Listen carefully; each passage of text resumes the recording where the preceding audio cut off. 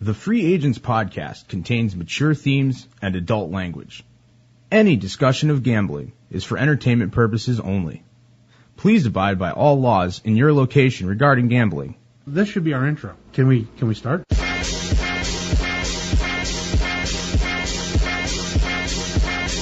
This week on The Free Agents.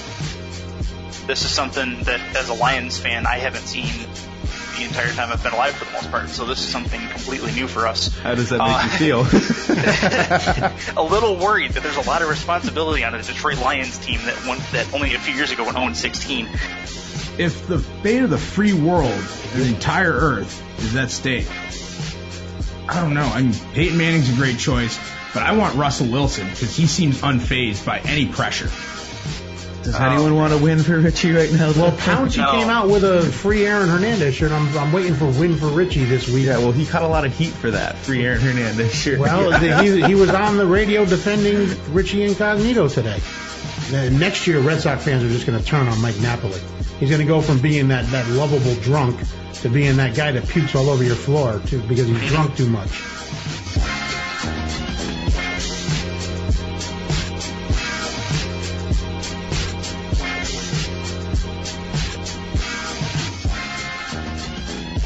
Welcome to the Free Agent Sports Podcast. I'm Joe Smarge. Joining us this week in studio, LJ and Frenchie are here, and rejoining us again this week, our newest free agent, Chris Curtis of the Michigan Sports Beat. How are you guys doing this week? We got all kinds of stuff going on. What's going on, guys?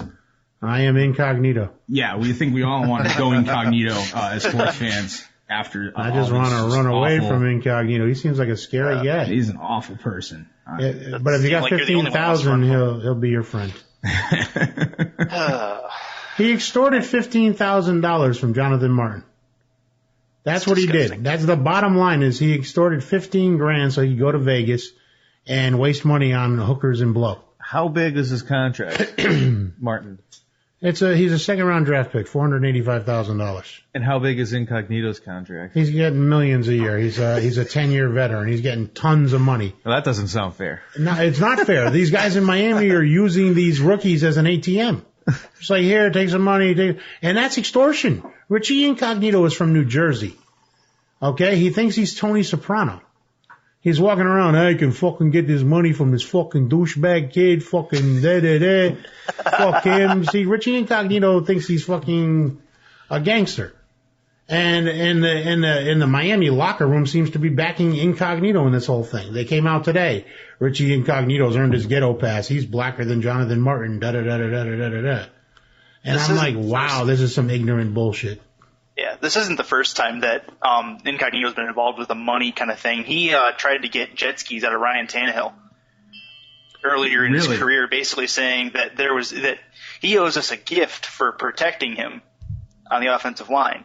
And it didn't end up happening, but that was a quote. It wasn't exactly quoted, but it was said by him. I saw an article about that earlier today, that this wasn't the first time that he's done stuff like this.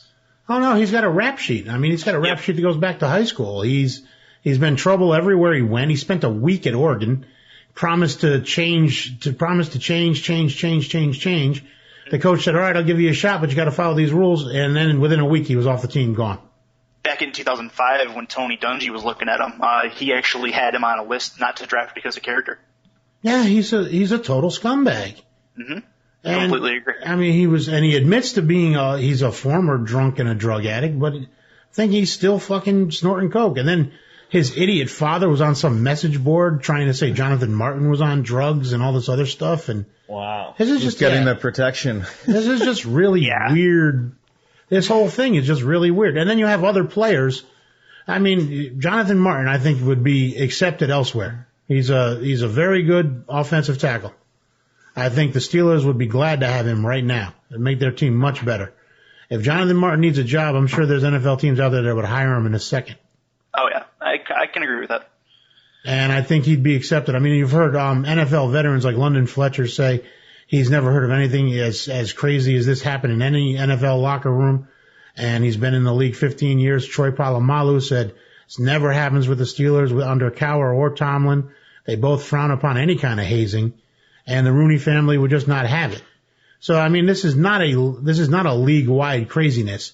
And to listen to ESPN radio and the other ones, they're really starting to almost justify this stuff. This was a crime. It was extortion. I don't think anyone's justifying anything, because when it comes down to bullying, and especially in the area where we live in, like we had I don't know, Chris, if you're aware of this, but in like 2 towns over, a girl committed suicide in high school from like excessive bullying not too long ago, really.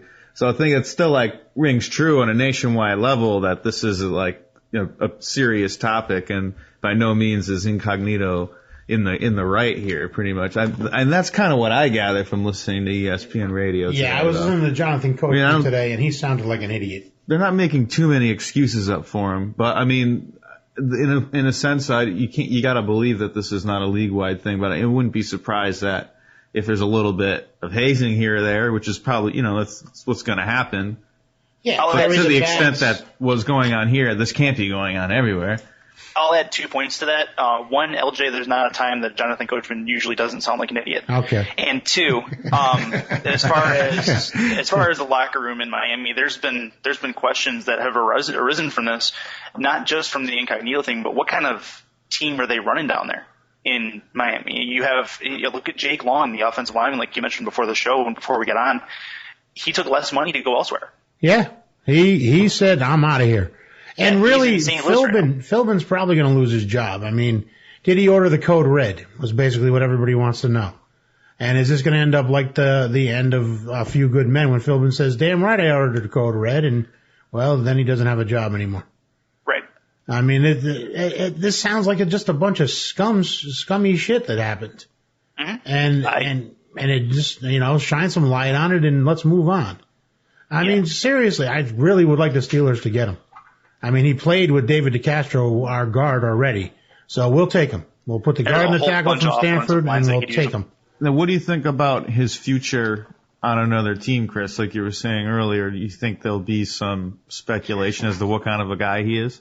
It'll depend on the character of the team he ends up going to. It'll depend on not only the players, but also the coaching staff that, you know, if they know his background, and it depends on if the coaching staff is going to put up with something like this. You know, is he going to be labeled as a snitch?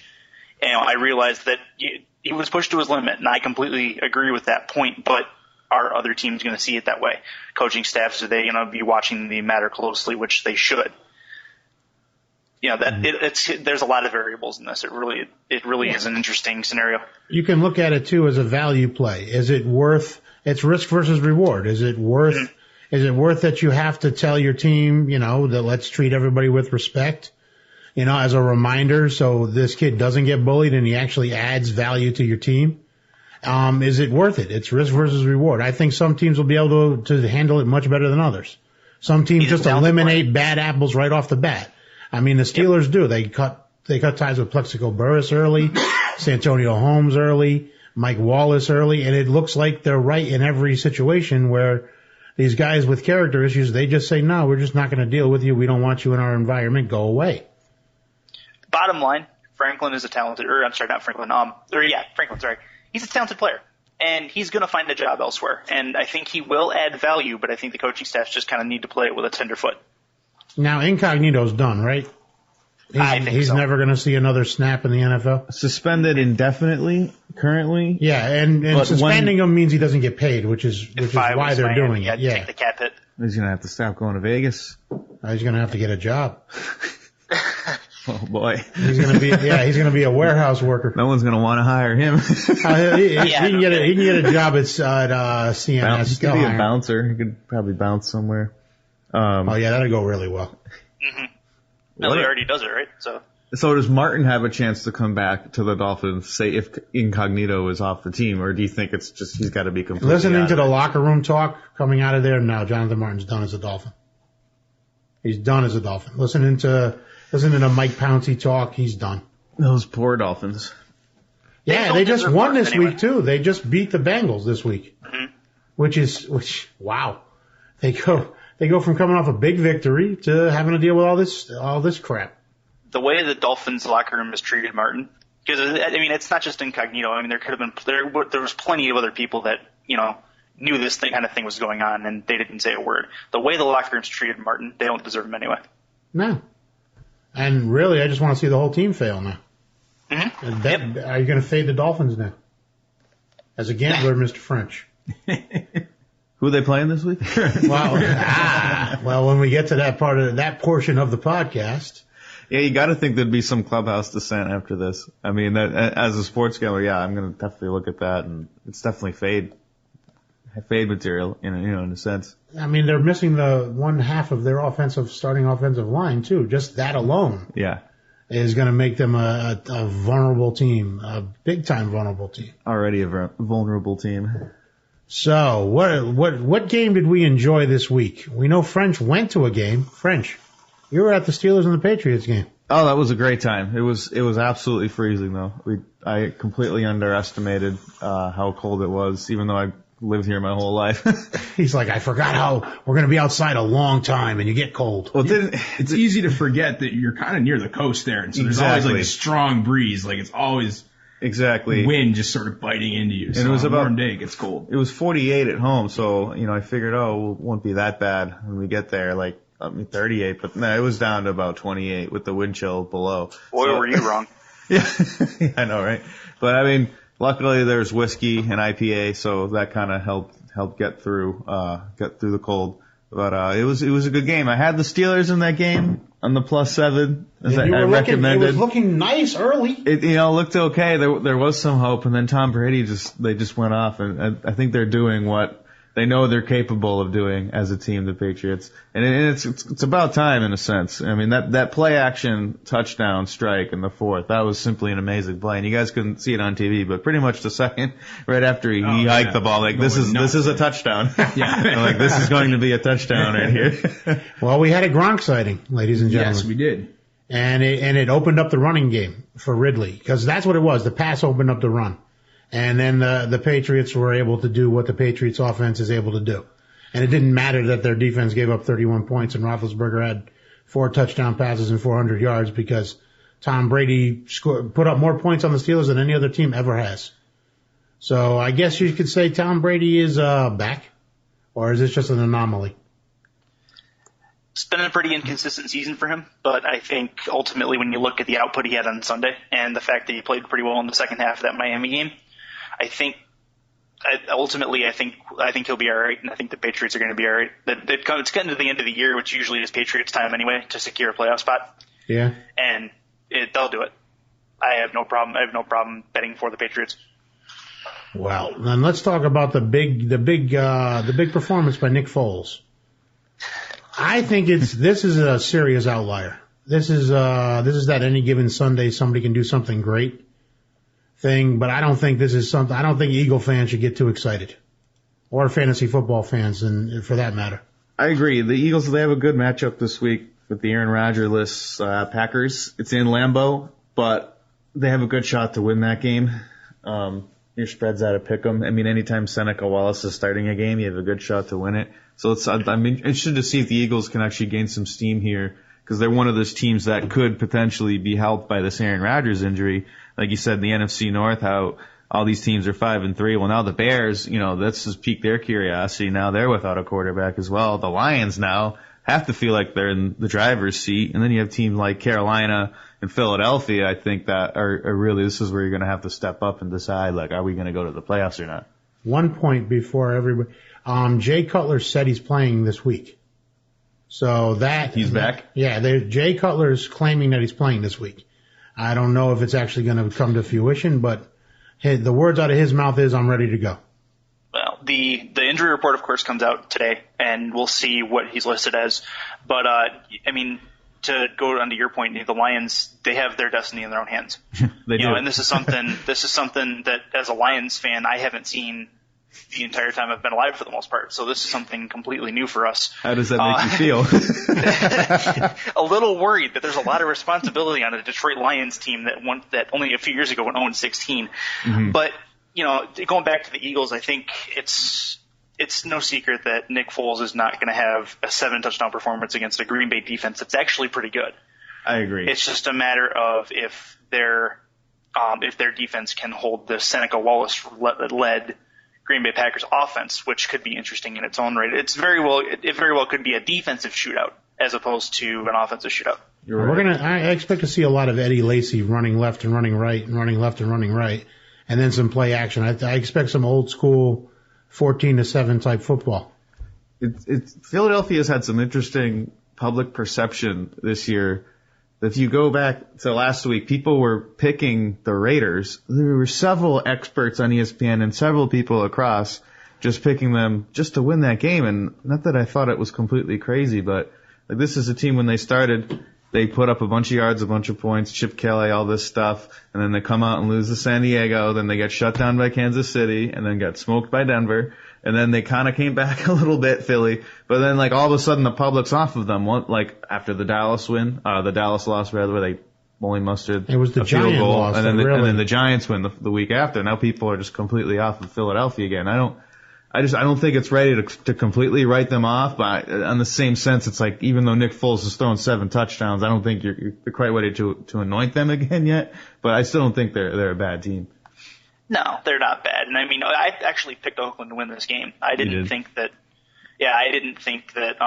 Terrell Pryor would be as bad as he was, and I didn't think no one saw Nick Foles being as good as he was. Yeah. And it's just a prime example of, any given Sunday, anything can happen. You're right. You're totally right. And Nick Foles, when he came out, he had 2 great games. When he took over after Vic, he had a great game, I think a couple scores, and he started the next game 3 touchdowns. He ended up throwing like 5 touchdowns, no interceptions, almost 600 or 700 yards in those 2 games. Forget the exact numbers, but it was really good. Then he just comes out and lays an egg the next week. Mm-hmm. So one thing to look at as far as Philadelphia's future, and you don't know when you're going to get Vic back. And is Foles, if Vic doesn't come back for whatever reason, is Foles your long-term answer? He's your answer. I don't know. Yeah. At this point, nobody's thinking anything. I mean, Chip Kelly's going to be seriously eyeing Mariota, the kid coming out of Oregon. That's his quarterback. And Chip Kelly in the back of his mind is going, man, if I could only get that draft pick and get him, if I could only get that draft pick and get him, I could actually build something. He's got Deshaun Jackson, who's had a hell of a year under the Chip Kelly offense. He's been putting up numbers pretty consistently. He's had maybe 2 weeks where he hadn't put up any 100 yards receiving. Other than that, he's been a huge asset. I have him on 2 fantasy teams, so I know firsthand that he's done well. And LaShawn McCoy's been just fine in that offense. So really, it's come down to quarterback play. Vic has had some weeks where he's just looked awful, and then some weeks where he's taken full advantage of that offense. And then before all of the nonsense happened with the Dallas and Giant game, when we were talking Eagles, we were talking about their bad defense. So, I mean, this week the defense came out and shut down the read option Raiders, and then the Eagles put up a bunch of points. So it's a bipolar thing going on with the Eagles right now. I wouldn't be surprised if the public hammers this game on the betting side of things either, just because of the sheer fact that they love betting against the backup quarterbacks. They've been doing it all year.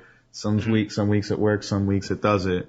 But I wouldn't be surprised if you got some value on Green Bay here, at least on the point spread side. Now let's move on to the Panthers.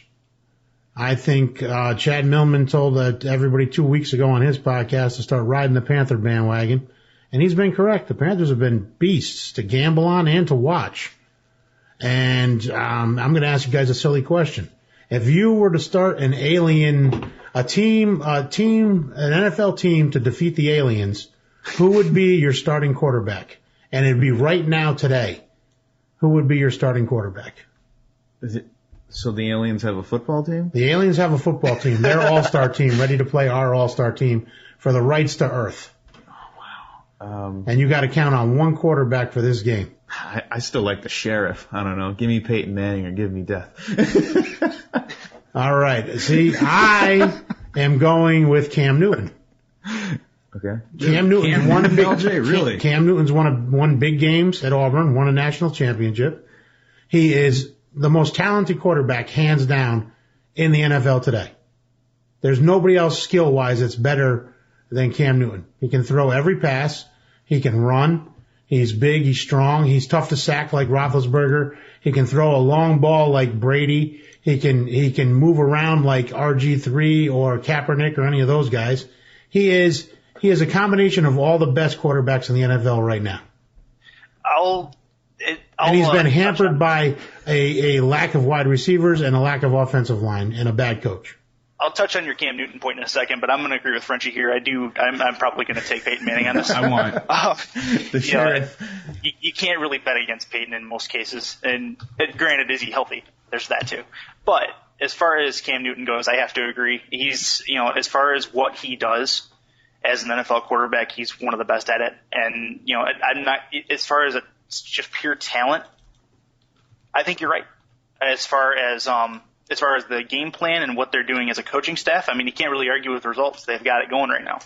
They're 1 game back behind the Saints in that division, or 1.5 games back, sorry. And, they could be a big sleeper out of the NFC. Now, they total yards for the year, they're ranked 3rd overall. If the fate of the free world and the entire earth is at stake, I don't know. I mean, Peyton Manning's a great choice, but I want Russell Wilson because he seems unfazed by any pressure. I mean, and he's younger and more agile than Peyton. But he's Cam. You got Cam can do it all. I don't think he can handle the pressure of the entire earth.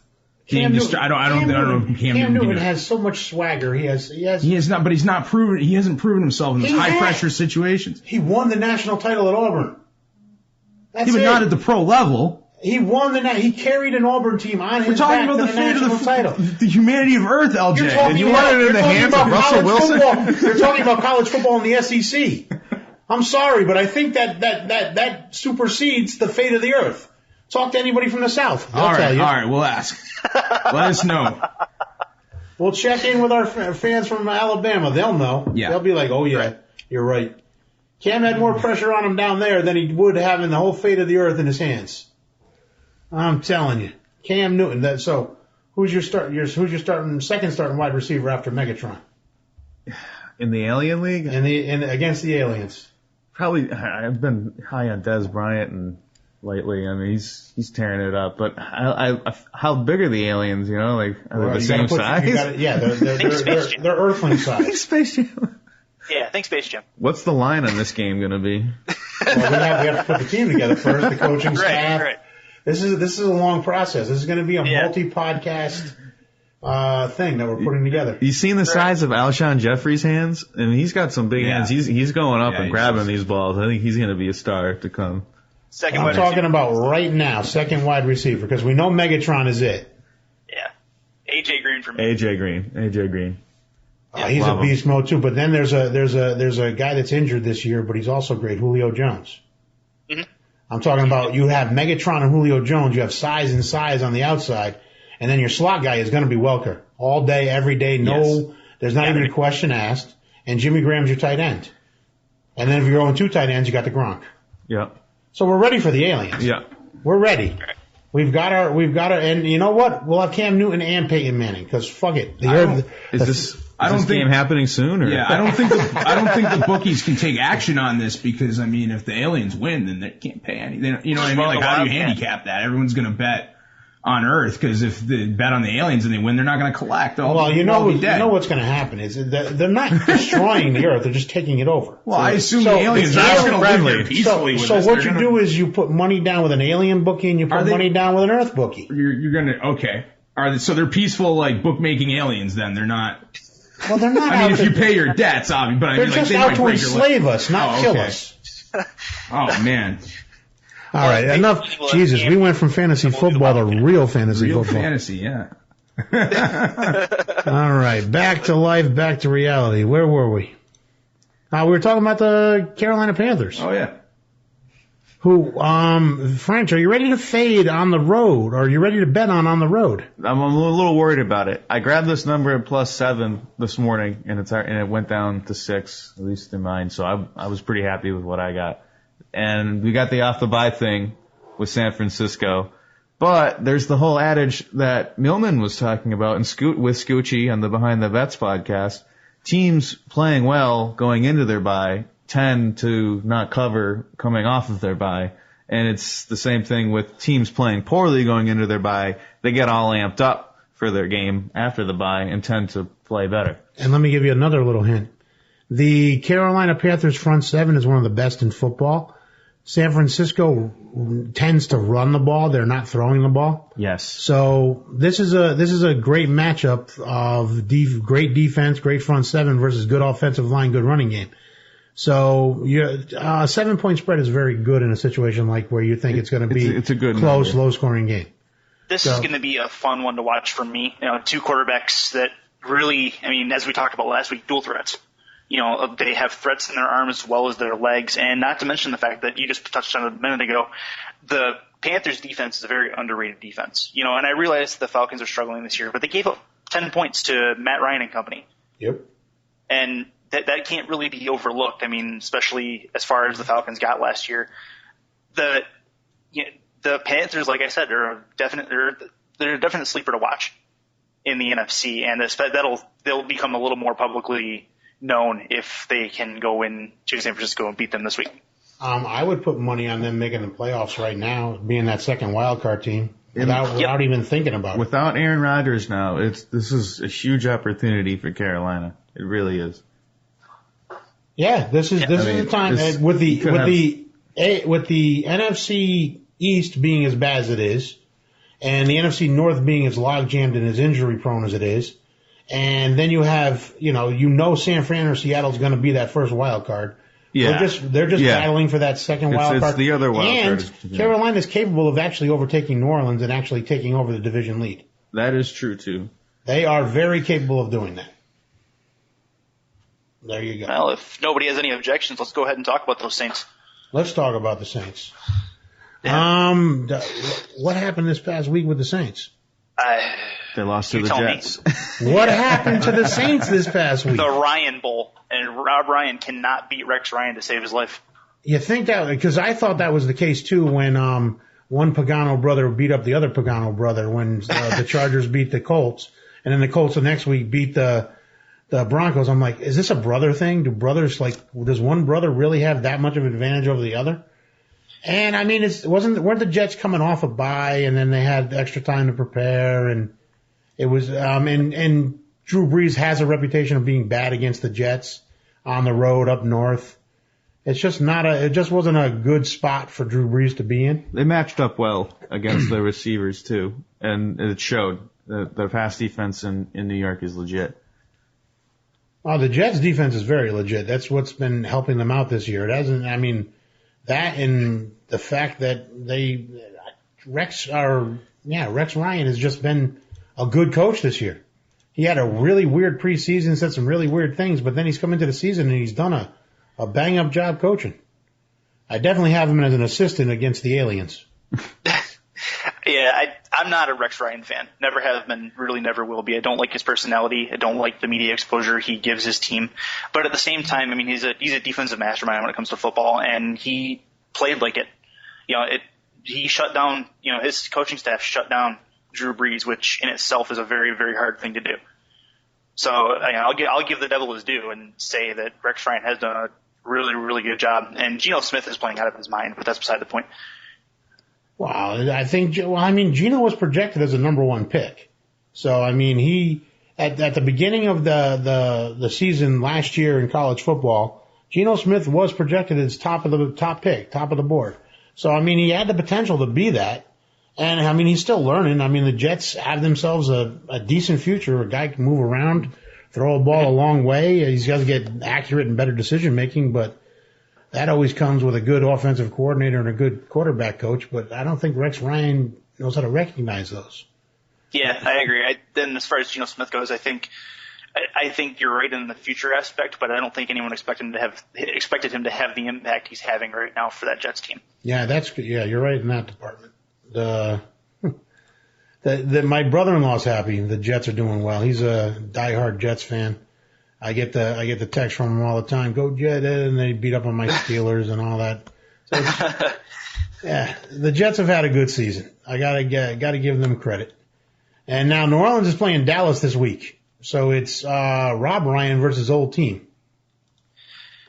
Very personal matchup here for Rob Ryan. After what happened last year with the Cowboys, and Jerry Jones just came out and publicly fired him, and I think Rob Ryan and Sean Payton and the Saints would love nothing more than to just kick the crap out of the Cowboys and just show them what for.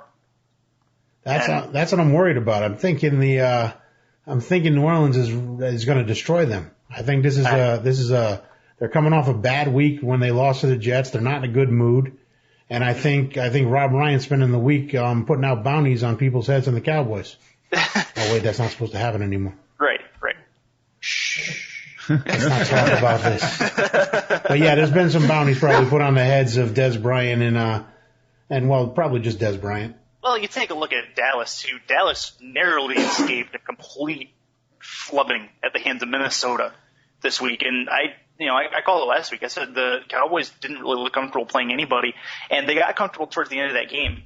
But really, Minnesota played them pretty tough for being a 1-7 team. Yeah, Minnesota had some pride last week.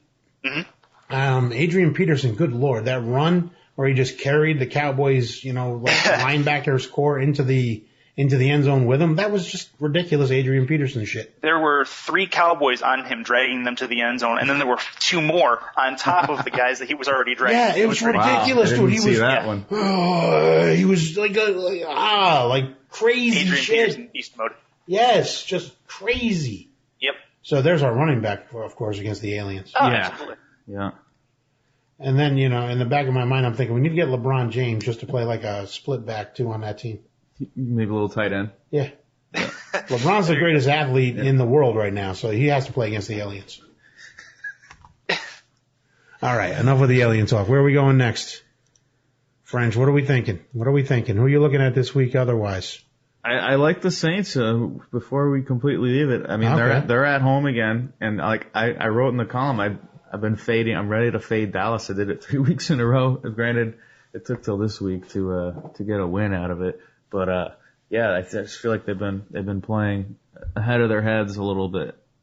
I can't root for the Cowboys. Well, nobody's supposed to root for the Cowboys, but truthfully, I do think the Saints go and roll over the Cowboys a bit.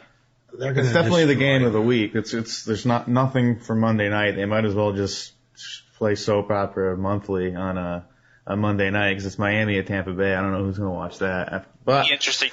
like the Incognito followers. The Incognito story is going to be the entire thing to talk about. Yeah. But if Cutler comes back to Chicago, then Detroit going to Chicago is a huge game. Mm-hmm. And Carolina San Francisco is a huge game. I mean, really, Carolina San Francisco that's a great Sunday night matchup. I don't think Dallas is worthy. I think New Orleans is going to destroy them. I think 50 points are going to be scored, to be honest with you. One key of that Detroit-Chicago game is if there is the missing Lance Briggs. Yeah.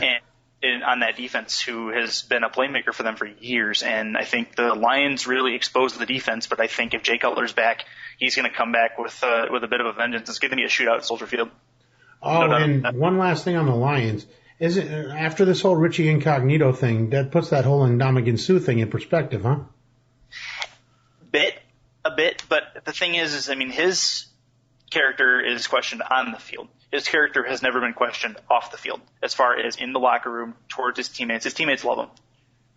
And you see that all the time, and between the interviews and everything else that go on locally here, that his teammates love him. There's no doubt about that. He gets some flack for what he does on the field, but I mean, we can talk about this another time, but really it's kind of I feel like until he goes and talks to Roger Goodell, there's kind of a witch hunt on Ndamukong Suh. Yeah.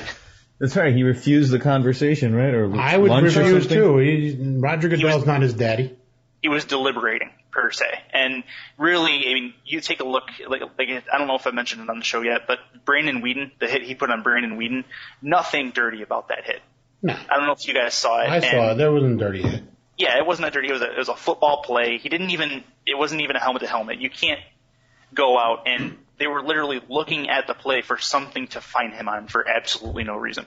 It was ridiculous. If you're Ndamukong Suh, I think now's the time to go to the commissioner and have that conversation. Because now you can say, look, you got Richie Incognito running around. There's a video from him earlier in the year with his shirt off in the bar, just screaming N-word and just acting like a complete douchebag. I mean, if I did that at my bar downtown, I'd be in jail right now.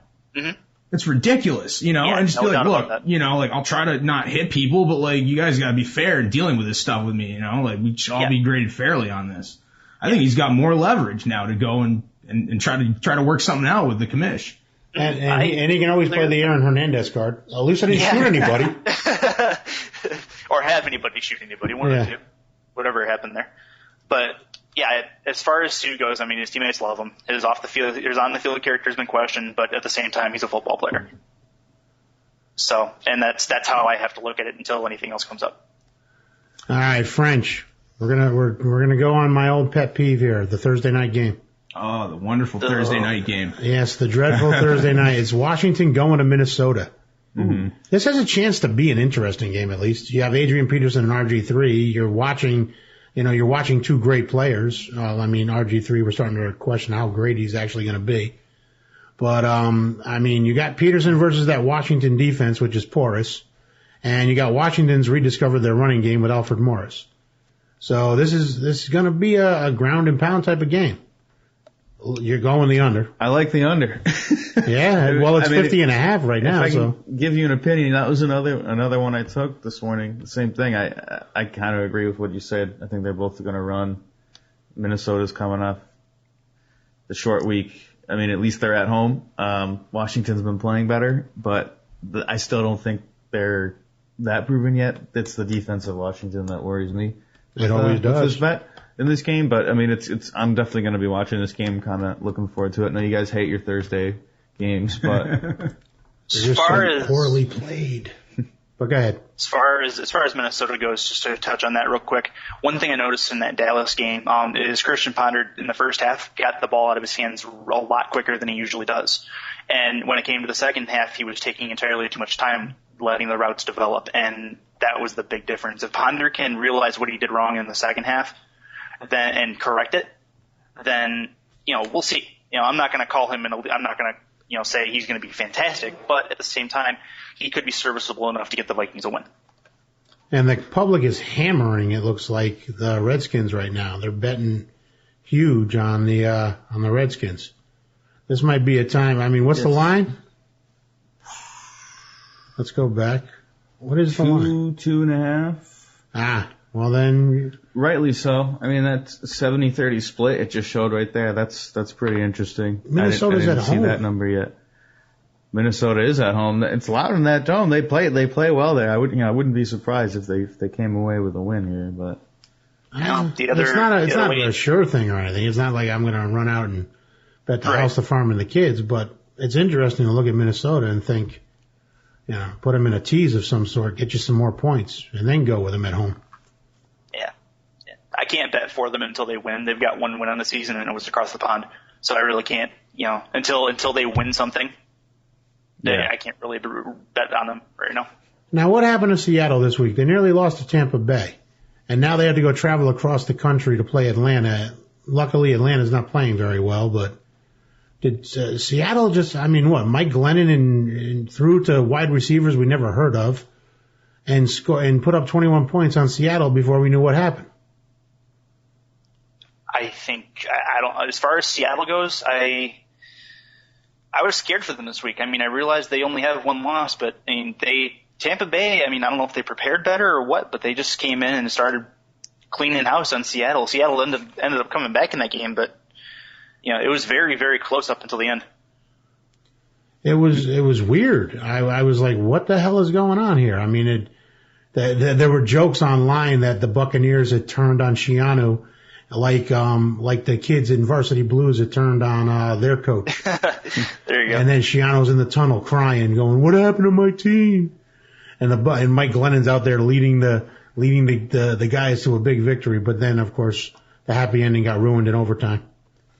Do you think Seattle's been a bit more under the radar since that loss to the Colts? I think Seattle and Carolina are both they're good, very good teams, and they don't get the exposure because you have the media powerhouses like Peyton Manning in Denver. You have it's really nice to see some of those lesser known teams come out and start lighting the house on fire. It'll be interesting to see if Seattle can hold on to that lead in that division over San Francisco. But if they come out and play the next couple of games like they did against Tampa Bay, then they could be in for a world of hurt because Tampa Bay is really not a good team right now. And if they can only beat them by 3 points, I'd be scared if I were in Seattle right now. You're right. It's 2 weeks in a row of poor offensive line play, and you got to start to wonder like what's going on there. Granted, St. Louis, that was a home game for them. That was their Super Bowl, and they always play their division teams tough, and they always play them tough defensively. We saw that against San Francisco twice last year. But I think that there are major flaws in the Seattle offensive line. I still think they're a very good team. But you got to wonder, do they have enough to get it done all the way to the Super Bowl here? And to your point about Tampa Bay being bad, they are at home this week against the Miami Dolphins and their mess, and they're still getting points at home against the Miami Dolphins. That's an interesting one. That's a clear stay away game from a betting perspective. But I think I'm going to circle Tampa Bay in my pick'em sheet. Just why not? They're at home.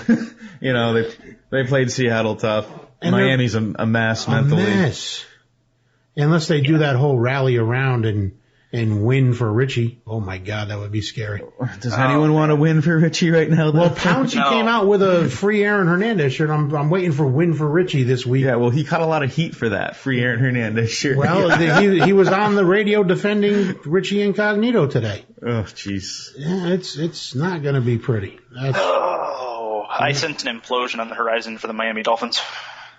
Denver, they're coming off their bye and they're going to San Diego. Is this there's a lot of points for a home team. 7 points. Laying 7 on the road. A lot of people picked San Diego, and that was a huge consensus play last weekend, and they lost. And I think we still don't know with this team sometimes, San Diego. I mean, they've showed points of brilliance, and other times they just look flat out bad. But, I mean, you got to think Denver is going to roll. I wouldn't, like I said, I'm not going to be shocked if San Diego wins this game. And what's the over-under here? 58 points? Yeah. Another massive total. Of course. They're coming off the bye. They're thinking Peyton's ankles have healed, and he's ready to roll. One wild card here, I think, in that game is going to be whether Jack Del Rio could come in and, assert the same kind of authority that John Fox does. That's a good point. On a normal basis. That's one thing we're not thinking about is John Fox. You're right. If he can get the same Jack rhythm Del that John Rio, Fox. though. I mean, Jack Del Rio has respect to the players. We're not talking about Wade Phillips. We're talking about Jack Del Rio. Not necessarily talking about respect. I'm more talking about rhythm. Can they keep a rhythm under Jack Del Rio, the same rhythm under Jack Del Rio that they did under John Fox? Well, I mean, Payton Manning is technically the coach, so yeah, there's that. Well, the offense. What about the other side of the ball? Jack Del Rio's side of the ball. Yeah. That is Jack Del Rio's side of the ball. And Peyton Manning's going to be running your offense. If you're leaving the keys with anybody, if you're leaving the keys with Jack Del Rio and Peyton Manning while you have a heart attack, you're leaving the keys in very good hands. Yeah, I'm not really worried about the coaching staff because this is a well-run team. I mean, this is from top to bottom a well-run team. That's what makes them so special right now. They are a machine.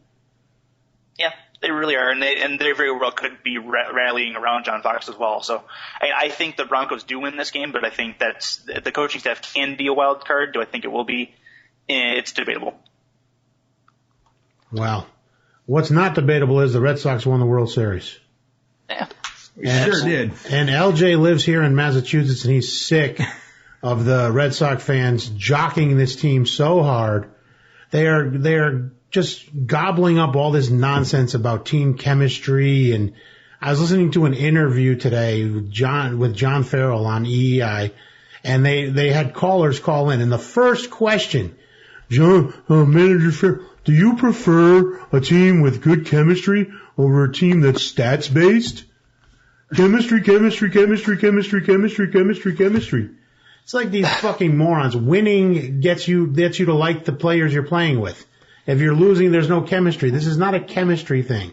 This is a team that started to win. They built on that momentum, and then they started to like each other. Of course. And then next year, Red Sox fans are just going to turn on Mike Napoli. He's going to go from being that lovable drunk to being that guy that pukes all over your floor because he's drunk too much. When he's striking out next year, Red Sox fans are just going to be like, screw Mike Napoli. They're going to be all over. Did anyone see the photo? I think it was Napoli walking shirtless, drinking alcohol through the street. Yeah, I finally smoking a cigarette. I was smoking a butt too. Might as well have just been a joint. I mean, it's decrimmed now. Oh, that would have been great. And see, I don't dislike Mike Napoli. This is not Mike Napoli's fault. I think Mike Napoli's a lot of fun to watch. I like a good character. I just think Red Sox fans are going to turn on him when he doesn't play as well, because then there's no team chemistry in June of next year because some guy got hurt and Lackey pulled a muscle and hasn't been pitching well, and this happened and that happened, and then, oh my God, they're playing 500 ball, and where'd that chemistry go, and da da da da da, and that's it. It's all going to happen like that. We're just waiting for it to happen. Yeah, but Red Sox Nation will ride the high as it's high right now, and then they'll eventually come crashing down. Unfortunately, sorry. Yeah, they're like those loud drunk girls at the bar. I'm sick of them. Woo! Yeah, basically every time. Woo! Shots! It's like you had you guys won 2 World Series. Learn how to win already. Jesus. Yankee fans do it with class, for Christ's sakes. I didn't get too many hate texts this year, actually. I just want to update you guys with that. That's good. I'm glad there were no rocks thrown at your car. Well, in 07, it was like, suck it. Yankees suck when they won. And, I'm like, thanks. I'm like, thanks a lot, friends. That's what you get. That's what I get for being a Yankee fan out here, I'm a Yankee fan, goddamn. Yeah. Bang. So you follow the Tigers then? Yep. Are you disappointed? Brad Osmus. Are you still happy with your team's performance on the year, though? On the year, I think ultimately, yeah. I mean, I expected them to get where they got. If they got anything better than that, it would have been a bonus. Well, if Miggy's healthy, I think they beat the Red Sox. Honestly and truly, I think if Miggy's healthy, they win. And Jim Leland, I don't know if he was forced out or he retired or whatever, but what do you think of the Brad Osmus hiring? I think it'll be interesting. The thing that General Manager Dave Dombrowski wanted was major league experience, and he really, as far as managing, really didn't get that with Brad Osmus. So Osmus really had a fantastic interview to be able to ring in this job. He's 3 years removed from actually playing the game with Houston, and he was an assistant to, I believe, the Padres. Now, but he does have major league experience, just not in a managing aspect. He played 18 years in the league. He was a catcher. Catchers make good managers, too. Mm-hmm, absolutely. And I think, ultimately, he'll be fine. He just needs to – no new manager, in most cases, inherits a team like Brad Osmus is inheriting. You have at least 6, 7 perennial all-stars on that team. It'll be interesting to see if he can meet the expectations that this Tigers team has from a manager standpoint. I think he'll be a different manager from Jim Leland too. I think he's going to be more aggressive on the base pass, which will give the players like Austin Jackson and a couple of other speedy guys the freedom to run, which I think Jim Leland was lacking not only in the playoffs but during the regular season as well. Did he give any hints to what type of manager he's going to be? An analytics guy? I mean, what type of is he a numbers guy? Is he a more, get the team strategy? I mean, what's his philosophy basically? He hasn't really hinted a lot towards it. That'll come in the months to come, especially going into spring training. We'll see what kind of manager he wants to be. But as of right now, he's kind of keeping it close to the vest. As far as his coaching staff goes, he did bring Jeff Jones back today. The pitching coach from the last couple of years who did a marvelous job with that pitching staff. Of course, Verlander, you have Scherzer, Anibal Sanchez this last year. And he brought Dave Clark over, who's going to be the outfielders instructor as well as the third base coach. He brought him over from Houston. Okay. So it's and of course he lost Lloyd McClendon, who actually took the Mariners job. And it'll be interesting to see how it's a very new era in Detroit as far as the Tigers go, and I'm excited to see what it's going to bring. Does he have the gravitas for that locker room? Jim Leland had that. I've won. I've been here. I'm an old man. I know the game. He had that ability just to walk in the room and command respect. Does Brad Osmus walk into a room and command the respect of guys like Miguel Cabrera and Torrey Hunter and guys that have been in the league a long time? Well, you got to take a look at it like this. I mean, he hasn't had the managerial experience to earn that respect. He's getting a chance here, and will it be? And it's the thing is as long as he's not Bobby Valentine, I think we'll be okay. Well, I mean, Bobby Valentine's. Speaking of aliens, Bobby Valentine. Yes, Wait, is he managing the alien team? He's the athletic director at Sacred Heart University. Oh, that's right down the road from us, kind of, right? That's in Connecticut, but yeah. I was thinking Worcester. All right. As long as it doesn't turn into a Bobby Valentine explosion, I think Detroit will be fine. I think ultimately, realistic expectations, as long as they make the playoffs, I think we'll be fine, especially in the first year of Osmus's regime, per se. As long as they bring back a good chunk of that lineup. I mean, Torrey Hunter had a hell of a year. I don't know if he's going to regress back to any kind of mean, but I mean, he hit over 300. He got on base. He scored a ton of runs. He had a great year for the Tigers, batting ahead of Miguel Cabrera and Prince Fielder. Yeah, and that's the reason I think is the biggest reason why Torrey had a big year is because he was batting in front of Cabrera and Fielder and seeing pitches to hit, knowing that you got the big thunder coming right after him. So, and that's another thing is the Prince Fielder aspect. I don't know if you guys saw during that ALCS some of the comments he made towards Detroit fans, that were chastising him for his performance. And, I think ultimately it'll be fine. He hits a few homers in May. And yeah, they'll remember they still love the Prince. Right, exactly. I think it'll be fine. I didn't realize he had made some comments. Yeah, they were towards Tigers fans basically. When they were chastising him for his performance in the playoffs, if it was easy, you'd be doing it. Mm-hmm. It's kind of what he said. So, which I mean, realistically, it makes sense. But is it the right thing to say at that time? No, probably not. Yeah, there's a lot of emotion from both sides. Absolutely. It was an emotional series. Now, do you guys, there's an article today, Ken Rosenthal is writing that the Nationals might be interested in Scherzer. Do you sell high on Scherzer? I think ultimately that's what the Tigers are going to do. They haven't even talked with him about his contract at this point. He's a free agent next winter. It'll be, as much as I don't want to see him go because he played so well for us for the years he was here, I'd probably sell high. Yeah, you can unload him on the Nationals and be done with him and get some good prospects back in return. The Nationals got some good young players. Absolutely. So, and that's Rosenthal's take on this. I mean, you throw him into that lineup with Strasburg, Zimmerman, and Gonzalez, that makes a really hell of a pitching staff. I think Rosenthal is a perennial douchebag, but I can't help but agree with him. Oh, God, yeah. Seeing him on actual television just is so annoying. He's on that Fox Sports network now, and God, is he annoying. Now, I want to ask your opinion on a fantasy-related question concerning Miguel Cabrera, because I was in a little, not really a debate, just a conversation with a friend over whether or not he was going to keep Miguel Cabrera in our fantasy league in an auction style, valued at, I think about $46 out of a $270 budget. And he was trying to state the case of keeping him as what I said, I just don't know. Do you feel there's any sort of regression due? Now, even though it's 2 great years in a row, he did slow down a little bit at the end of this one. But I mean, regression could just mean still a great year, just not a Triple Crown year. Right. As far as Miguel Cabrera goes, the big factor is going to be that surgery he just had on that groin. If he comes into spring training and he looks good, if he looks like Miguel Cabrera, then absolutely you keep him. If he doesn't, then you cut your losses, essentially. Yeah. Sell. Yep. In that league, French, because I know the league, I'm not, for that amount of money, I'm moving him. Yeah. It's too much. It's not worth it. Yeah, I can't really argue with that that. league. Really can't. Yeah. Sell high there. Mm-hmm. I don't know. I'd go the opposite way.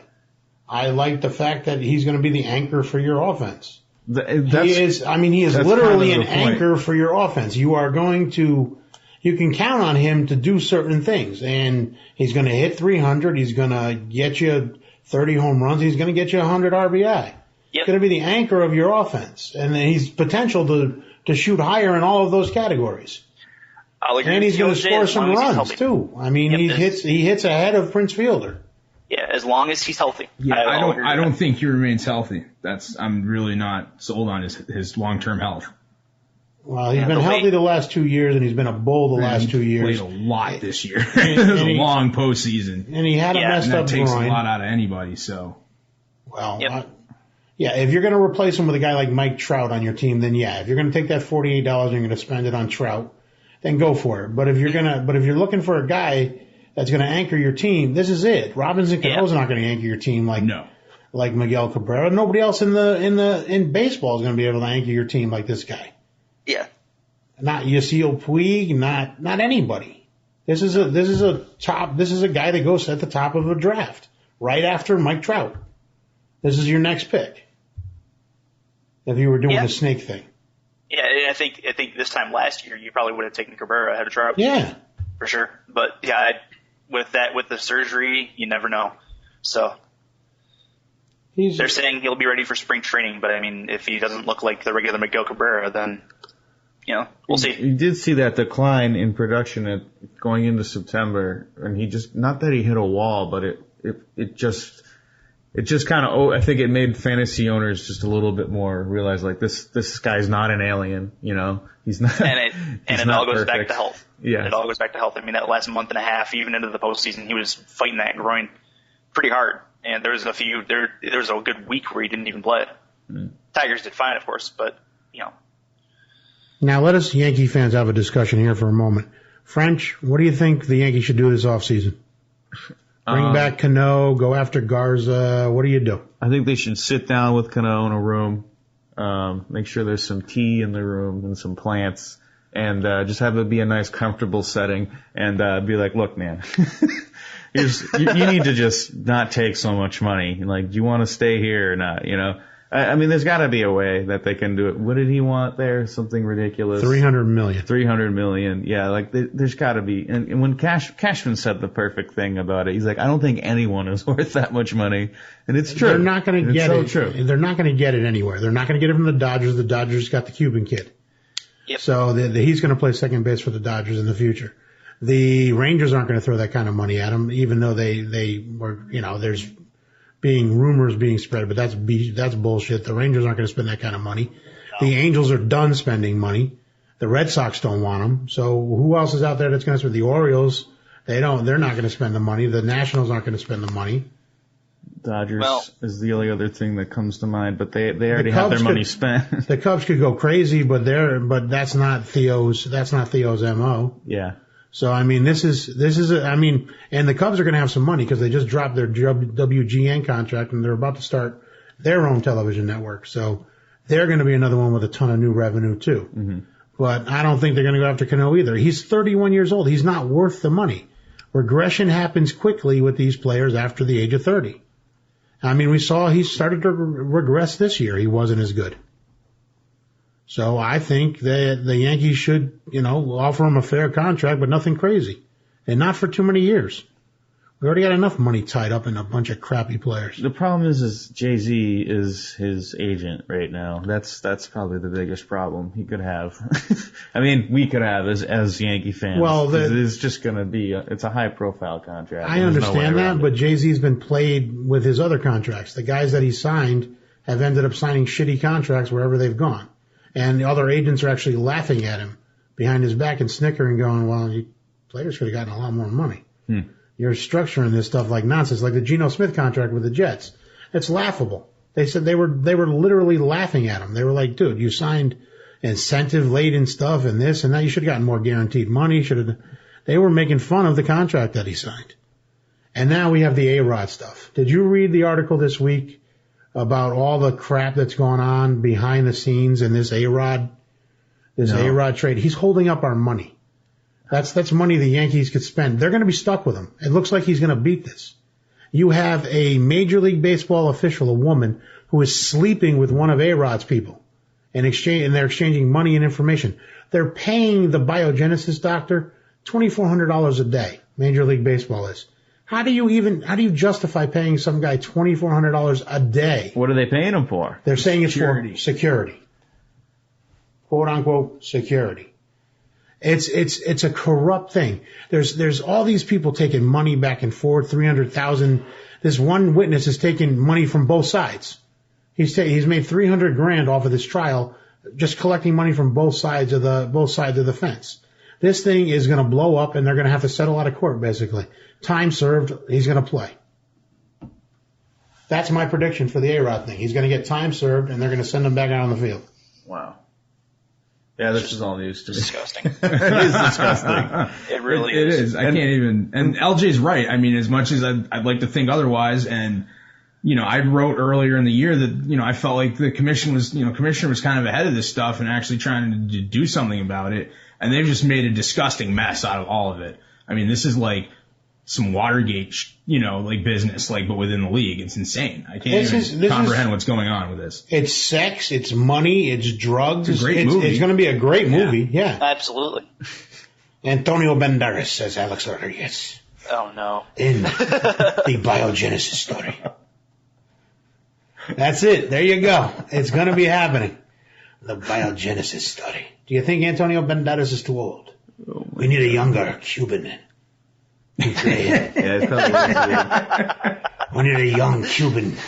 Oh man. Well, I think that's going to wrap it up for us this week before we regress into bad accents and calypso music. But if you've enjoyed Chris Curtis, you can check him out on the Michigan Sports Beat. Just search Michigan Sports Beat on Facebook, or find him from our page, which is Free Agents Podcast on Facebook. And thanks for listening, and you can subscribe on freeagentspodcast.com. All of our links to all our different platforms are there. Stay tuned this week, because this weekend we will be bringing you our college hoops preview. A great preview of all the great college hoops action that we're looking forward to, that's starting right up, over the next few days. And we'll have that out Saturday for you. So subscribe now so you can get that if you're not already a subscriber. And thanks so much for listening. Have a great week, everybody. All right.